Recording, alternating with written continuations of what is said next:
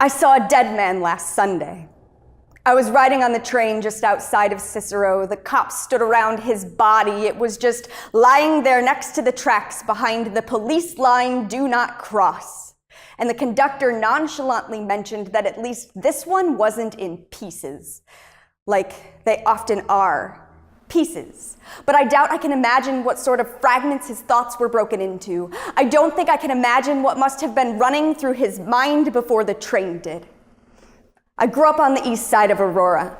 Maybe you only know Aurora from Wayne's World, but I know it from the tags on the fence in my mother's alley, from all the neighbors I saw arrested and all the parties I saw loaded into paddy wagons. I know it from the penis drawings scrawled on the walls of my childhood playground, and I know it from the 50% dropout rate at East Aurora High School.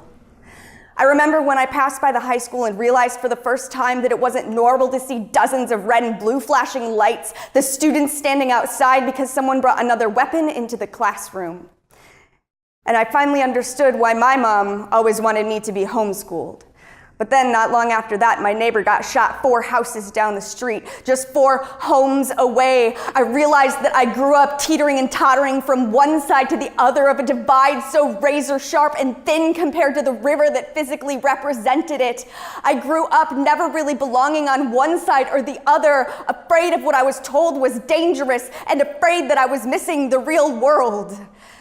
I also realized that most kids probably don't grow up afraid of mowing the lawn. But I did, because I wasn't sure what sort of strangers might be passing in a van or walking down my sidewalk. I had a plan in case they came to get me. I would flip over my lawnmower and swing it at them before they could get to me. And okay, so looking back, I can see that some of my anxiety was a little bit irrational. But at the time, my stomach butterflies didn't seem to agree. So I grew up afraid of, well, everything.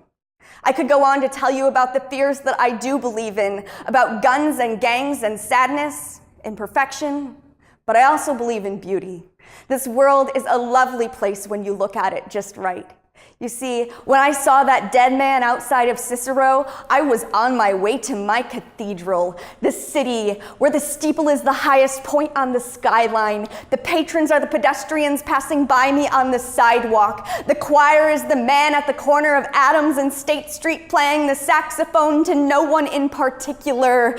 The priest is the sky standing over it all, and the benediction is the sound of the L train clanking by on its daily grind.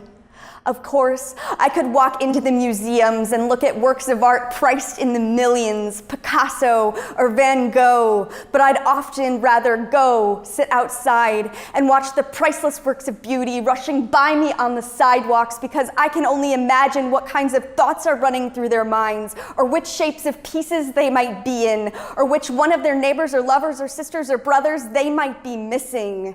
And that's when I finally realized that my world is so far from perfect. But maybe, just maybe, that is why I find it beautiful.